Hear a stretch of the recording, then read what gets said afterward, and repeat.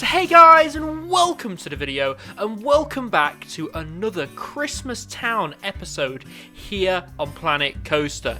So we've got a huge jam-packed episode ahead of us here. I spent around 3.5 hours recording this whole thing.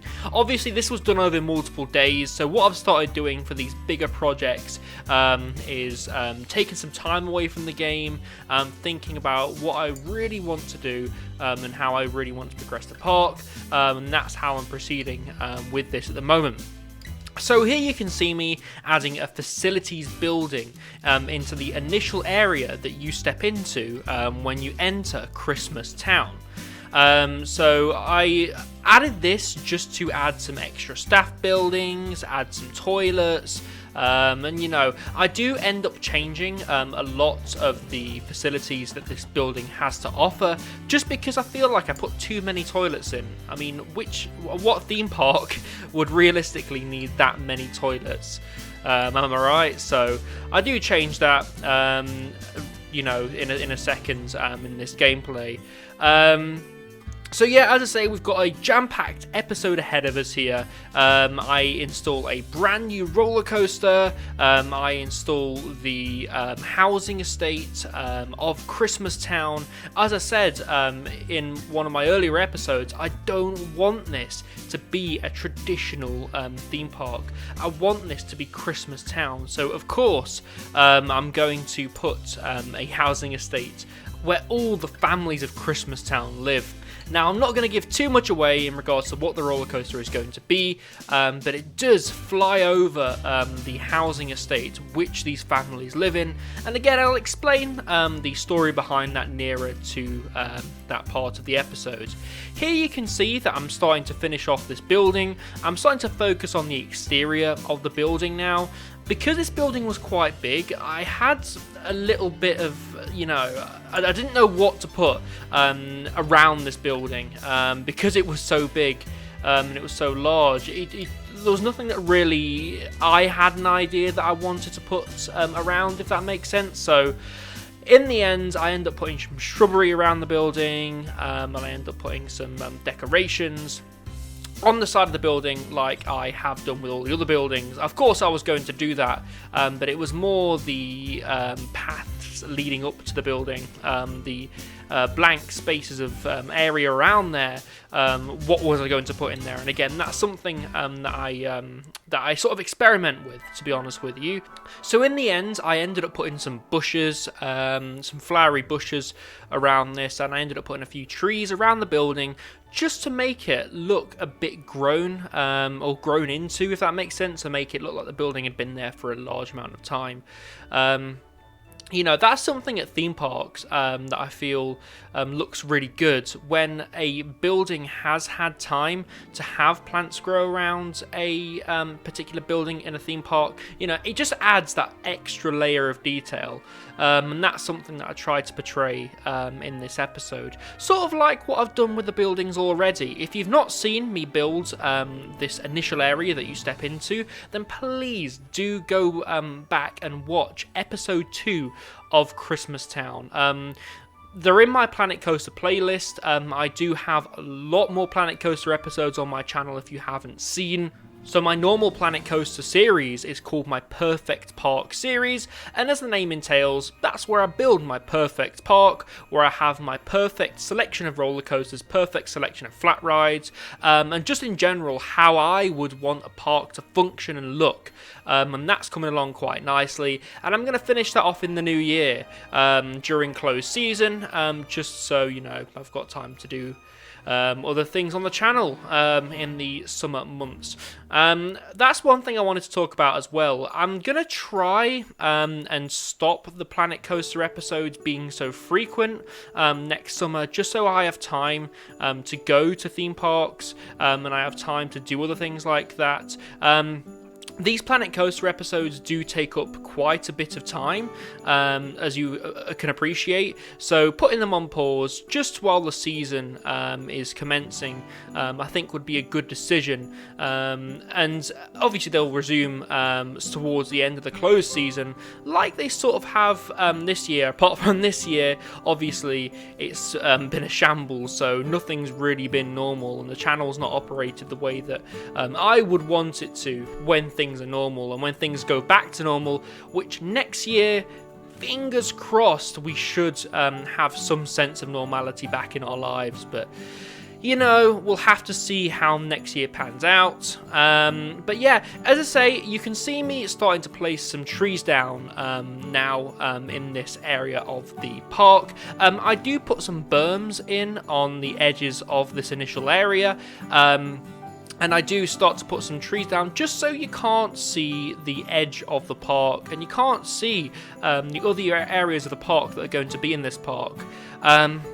One thing I wanted to say as well is the park isn't going to be as big as I initially wanted it to be, just because of the time constraints that I have. Again, next episode we're going to be opening this park, so I'm probably going to do a bit of building work in next episode, and then I'm going to get round to opening the park. But again, that's next episode, so we'll cross that bridge when we come to it. So guys, I'm going to stop here, and I'm going to let the footage speed up and come back afterwards.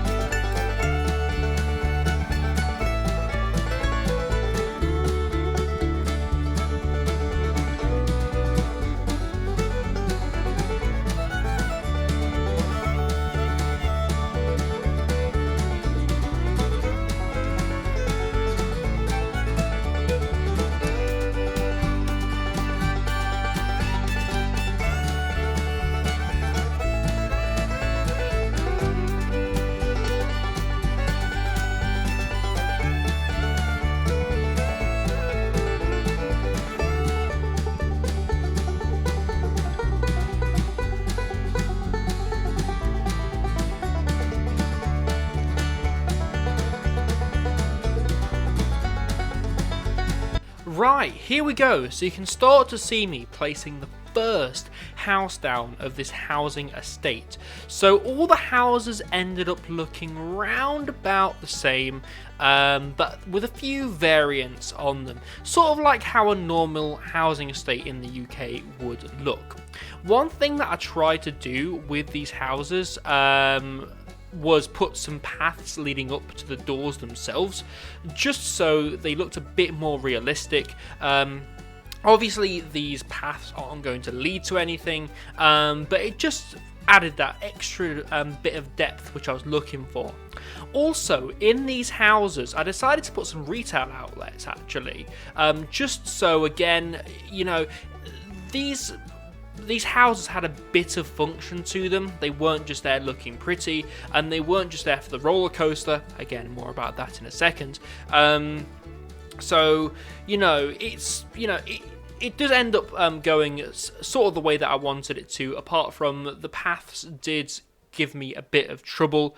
The paths in this game, I found while building a park of this scale and, you know, detail, the paths have gave me a bit of trouble. I've tried to use the square grid system wherever possible, just because I like the way that straight paths look, and that's something that is very hard to get with the freehand path editor. I sort of had to use that in some parts of this, unfortunately. Again, it's great for like wrapping paths around certain objects and buildings, but when you're wanting to build something like this, where you want to build on a grid system and you want it to look perfectly straight, it's not great. And I sort of had to use a bit of the two. So I sort of had to use a bit of the grid system and a bit of the freehand paths, just so everything fit together really nicely, because otherwise I wouldn't have got this the way I wanted it to. You may have seen earlier in the episode when I was building that big facilities building that I also had some trouble with the paths. Again, it's something that Planet Coaster, I'm sure, will patch in the future, if they ever do, the paths in this game, just so they work a bit better and they're a bit more user-friendly, because at the moment, they've always been a bit hit or miss whether they're going to work the way that you want them to. Again, don't let that take away from the, you know, brilliance of this game. This game is absolutely fantastic. It's just a little criticism that I have of the game. You know, the paths and how they work within this game themselves. It's not like Roller Coaster Tycoon 3 where everything was on a grid. You know, I like the flexibility that this game gives. Again, you can see that with me building the houses themselves. You know, you can see me, you know, overlapping the windows to make them look like they're one big window. But I just feel like Planet Coaster's flexibility can sometimes come at a detriment. And that's not a bad thing in some respects as well. It's just that because of the unpredictability of the editing system within Planet Coaster, you are going to start finding bugs. And again, building a park like this on this scale as well, I have found some bugs, so, you know, it's just something that I've had to work around. But again, this game is absolutely fantastic. I do love the ability and the scalability that this game offers. You know, you can really build some big, expansive parks with this game, and I really feel like this park, the Christmas Town Park, is a great example of that. Again, it's not as big as some parks I've seen out there, but just in terms of detail and how much, you know, accessibility or, you know, expandability that you've been given, you know, you can really add some great detail to the buildings that you build, and, you know, even to the roller coasters themselves. Like, I really like the way that you can build around roller coasters and make them go through buildings and things like that. And again, that's something to come later in the episode. But like I say, I just feel like Planet Coaster's flexibility comes at a bit of a detriment to it sometimes. Right, so I've been rambling enough. I'm going to let the footage speed on, and I shall see you in a second.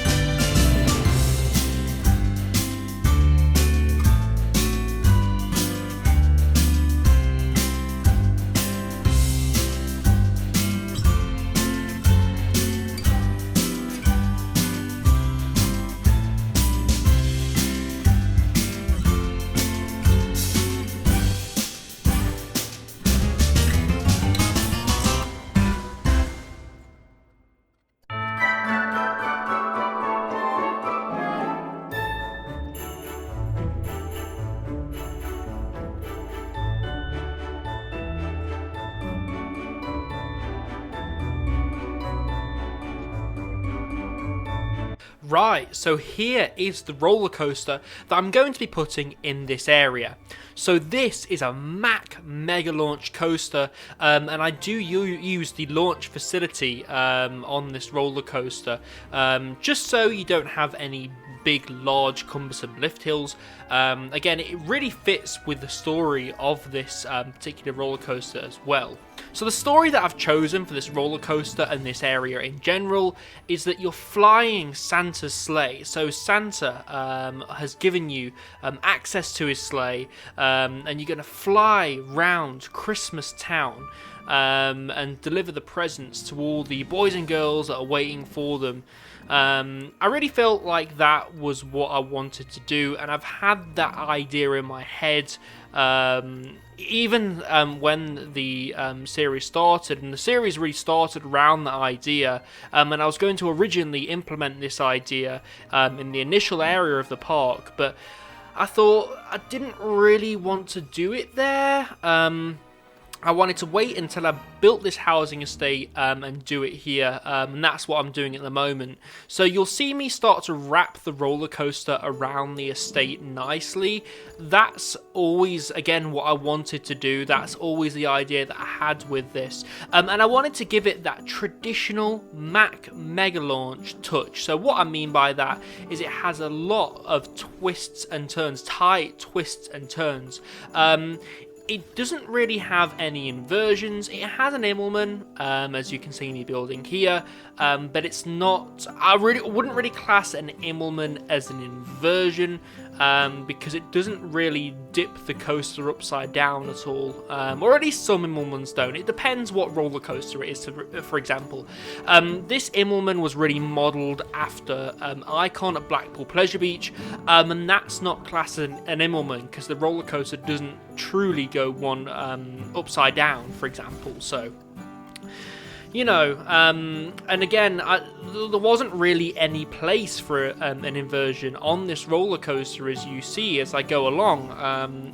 It's really meant to interact with the area that it's built in. It's not really meant to invert. And it's meant to be a family coaster as well, so that's another aspect to it. One thing that I really wanted to do was make the roller coaster fly over the path that you use to enter this area, and you can see me doing that now.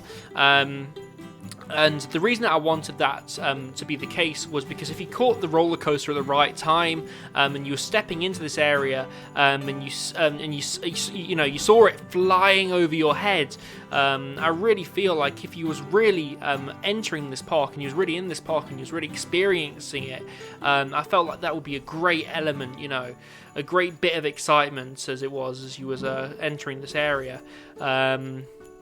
And again, you might have got this from like my previous episodes and this episode, but I really do try and add that level of realism within my Planet Coaster parks. You know, obviously it's all in a game, but I try to make it look like you know, it's something that you would find in real life, or something that could be built in real life. I feel like parks like that really give you that sense of immersion.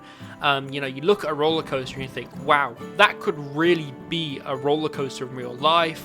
Or you look at an area and you think, yeah, that either looks like an area that you could have in real life, or that does look like an area that exists in real life. One element that I really wanted this roller coaster to have was a top hat element, and I ended up doing that over the section where the roller coaster enters the estate area itself. So Icon at Blackpool Pleasure Beach has that massive top hat element as you come out of the first LSM launch. I really wanted that on this roller coaster. Again, I didn't want to copy Icon, but I just wanted to steal that one element because I feel like it is a really good element to have. If you've not been on Icon before, there is a massive top hat element, as I've mentioned, as you come out the first LSM launch, and it really pushes you over it. Like, it honestly really does. Like, you come out of your seat, it's a brilliant bit of airtime. I just think the Icon layout in general is really, really good. I'm hard pressed to find a roller coaster, or think of a roller coaster, sorry, in the UK that has a layout as well thought out as Icon, apart from the Smiler and Nemesis, thinking about it. But you know what I mean. I just really think that they took time with Icon's layout, and they purposefully made it interact with all the roller coasters. Me and Oakley Dokley actually have a joke where we say that Blackpool Pleasure Beach is like a roller coaster tycoon map, because all of the roller coasters are on top of each other, and it's, you know, it's great. And I love Blackpool Pleasure Beach for that.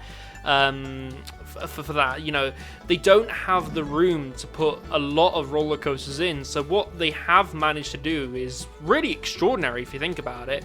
I love how the big one, as much as I don't like the ride itself, I do like the visual of it. I like how big and how towering the actual roller coaster itself looks, and I love how it runs around the edge of the park. You know, I really feel like that was really well thought out, to be honest with you. So, you know, kudos to Blackpool Pleasure Beach, really. You've designed some fantastic roller coasters. It's just sad that the big one has aged the way it has. And people have challenged me on my opinion on that.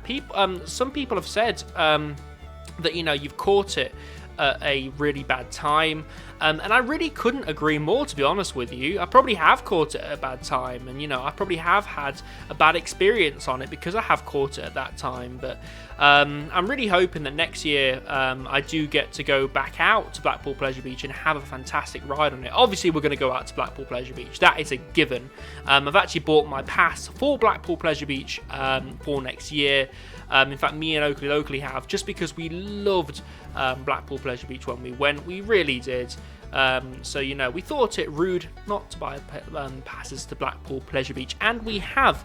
But yeah, I've rambled on so much within this episode. I'm going to let the footage run, and I'm going to come back afterwards.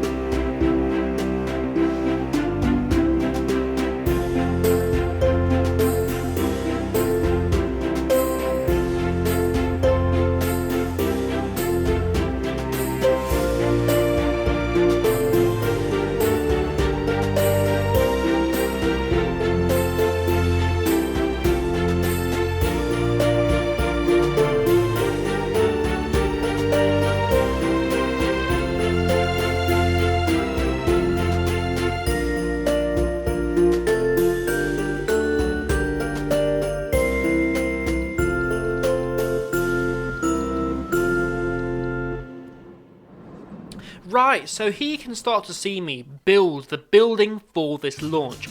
I always wanted this launch to be enclosed.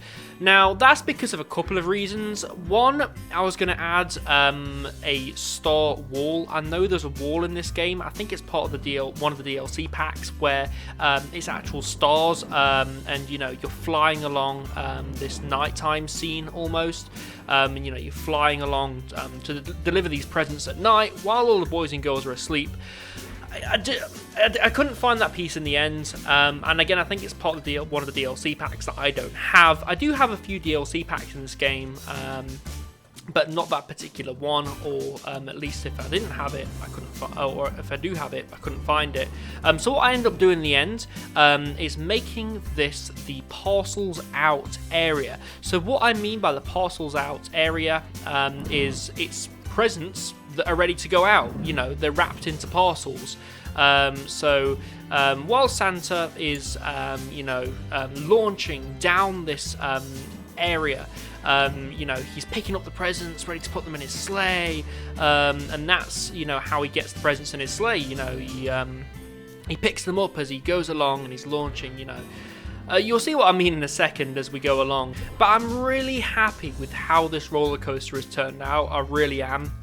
I really captured that Mack Mega Launch element that I wanted to capture while I was building this roller coaster.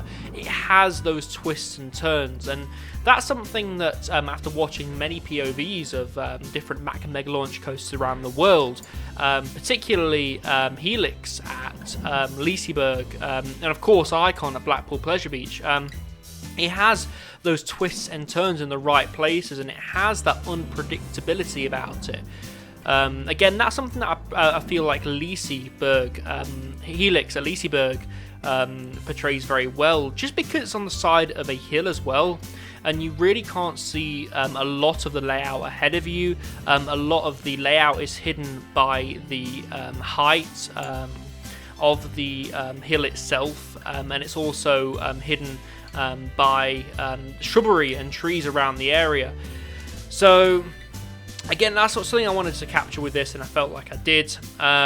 Here you can start to see me finish off the area of this building, the station building to this roller coaster. There will be a bit more work done to this particular area in the next episode. As I say though, I'm not going to expand it too much more. Really, in the next episode, I'm going to focus on opening this park and letting guests experience it for the first time. I am going to add a few flat rides into this park in the next episode, just because I don't feel like there's many rides in this park. Whilst I focused on the aesthetics of this park, you know, I think it's time to add a few more rides and add them in the right places. It's all right adding rides to a park like this, but if you're not adding them in the right places, I don't feel like I'm doing it a service, if that makes sense. So, you know, I'm going to add a few more into the initial area of the park. I'm going to find some spaces for flat rides, and I'm also going to put some in this housing estate area. And without saying too much about next episode, I am going to place some, you know, towards the back of the housing estate area. It's not going to be a new area, but it's going to be an extension. And again, I don't want to say too much about that because I don't want to ruin it for you guys. So obviously, subscribe if you're not subscribed, so you can tune in next week to that particular episode. Again, I do episodes every Monday here on iCoaster, but I am thinking about you know, bringing in the reins a bit next summer, just so I have some time to visit parks and publish plenty of vlogs for you guys, because I am going to publish as many vlogs as possible next year. You know, we've got some amazing plans. I'm planning to announce in the new year, sometime in the new year anyway, sometime in January.